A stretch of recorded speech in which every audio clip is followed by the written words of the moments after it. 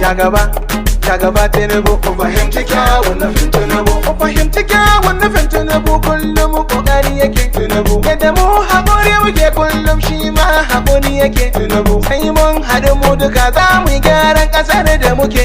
Ga wani sakon jan hankali da kira kan illolin zanga-zanga da ya kamata duk ɗan Najeriya ya sani daga mai girma AA Zaura, tsohon ɗan takarar gwamnan jihar Kano kuma tsohon ɗan takarar sanata a jihar Kano. In dai za a iya tunawa, zanga-zanga ce ta allaka Muammar Gaddafi da ke ƙasar Libya.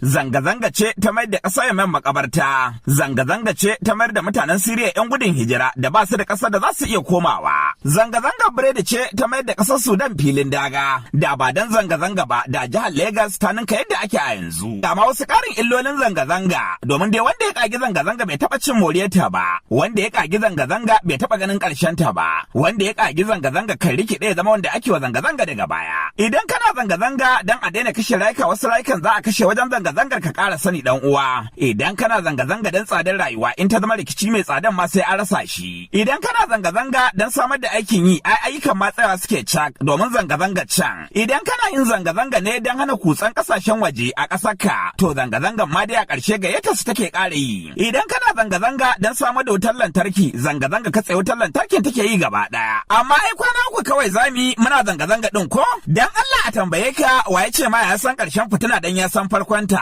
Shin ko ka san awa ɗaya ta zanga-zanga na iya tsayar da duk wani ci gaban wannan ƙasa? Dubban mutane ne za su bar aikin su fito, dubban mutane ne za a toshe hanyoyi da kasuwanni, dubban mutane ne za a sanya cikin tsoro, dubban mutane masu zuba jari a ƙasar ne za su ƙaurace, za a ninka kuɗaɗen da ake kashewa akan jami'an tsaron ƙasar nan. Dole ne a kwaso jami'an tsaro daga inda ake buƙatar sakawa inda kake. Ai mun yi alƙawarin ba za mu yi barna ba. Shin ko ka manta Allah ya ce ka guji fitinar da ba ta tsayawa? Dan Allah ta yaya za ka iya sanin halayya da manufar dubban mutane suka fito da ita a yayin waccan zanga-zanga? Zanga-zanga da ka sani fitina ce. Zanga-zanga ƙaramin yaƙi ne. Idan kana son fitina ka fito. Idan baka so kai zaman ka wajen al'ummarka domin ɗorewa ci gaban wannan ƙasa shine abin alfaharin kowa. Wannan sakon jan hankali ne da kira kan illolin zanga-zanga daga mai girma AA Zaura, tsohon ɗan takarar gwamnan jihar Kano kuma tsohon ɗan takarar sanata a cikin jam'iyyar APC.